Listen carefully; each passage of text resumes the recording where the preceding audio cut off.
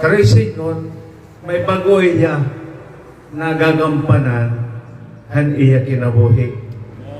So ito na iya gagampanan o na nagsiring ang Ginoo.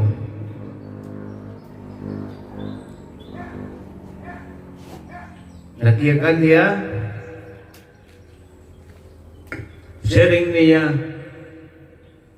ang aklat na ito ng kautusan ay huwag may hiwalay siyang bibig, kundi iyong pagbubulayin araw at gabi, upang iyong masunod na gawain ayon sa lahat na nasusulat dito.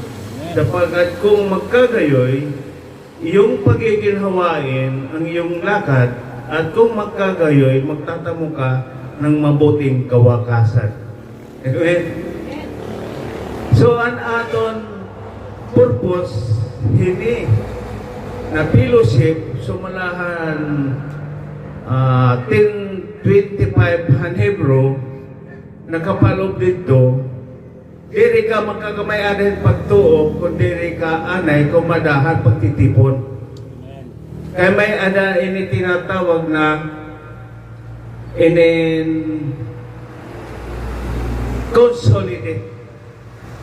Ang consolidation, usa ini na ginamit na termino han Ginoo na pagtawag, sugadhan, pagsugo han Ginoo, han iya mga apostol, han pangingisda. Ang pangingisda, signe ang Ginoo, sige, itapon mo ang lambat. Meron niyan, pagkuhan lambat, damo ang mga isda. No? Pero it na lambat, diro dilain ang isda, ang ira na dakop. Pero, natanan na isda, maging maraot ito, maging maupay ito, puro itong tinawag. Amen? Kaya siya nga Ginoo, amo na lang pagigugma niya, ginhatag ani anak, para hanin man ang tumuo, magkakamay ada kinabuhi na waray katapusan. So pagtuo, may ada term na ginamit ang Ginoo, manggod.